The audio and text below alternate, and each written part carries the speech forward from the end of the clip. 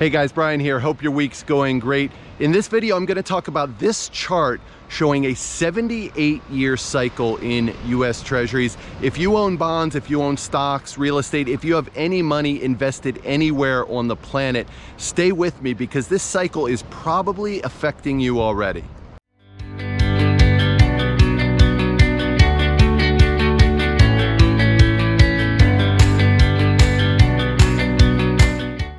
All right, guys, welcome back. Before we talk about this cycle, let me just show you where I am. This is a small city in Brazil called Guatapari. We're about a 2-hour flight north of Sao Paulo. To get here, you fly to the capital. It's Vitória. It's a port city. I was there last week, and I want to show you this view from the Peña Convent. It's a famous spot in the city. This convent dates back to 1558. It sits on this mountaintop, and you get these gorgeous views of the city. Now, off in the distance there is a river called Santa Maria. If you visit Vitória, go kayaking on this river. One of the coolest spots I have kayaked. Calm water, mangrove trees everywhere, tons of little waterways to explore. At times, you just kind of feel like you're lost in a forest. So that is Vitória. This is Guatapari. Both of these are cool spots in Brazil that I think a lot of people miss. Okay guys, let's walk through this chart of interest rates. We published this one back in September 2020. Before we update, let's just remember the financial environment. Short-term rates were near zero. Fed expected them to stay there. Inflation was supposed to stay below 2%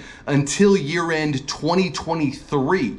Our view, not a chance that rates would stay near zero. And the big reason why was the symmetry on this chart. At the time, we had just completed 39 years of falling interest rates.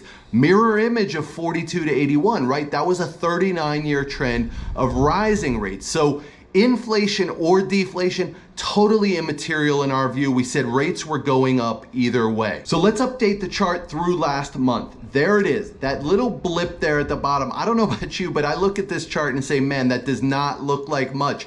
But that blip has been deadly for corporates, deadly for high yield. Long dated debt has just gotten crushed. That blip is a big deal, and I want to show you the reason why. This is it. Here's the same chart on log scale. Rates on 10-year notes up 9-fold in 2 years. The twos are even worse. We've seen a 27-fold increase in rates.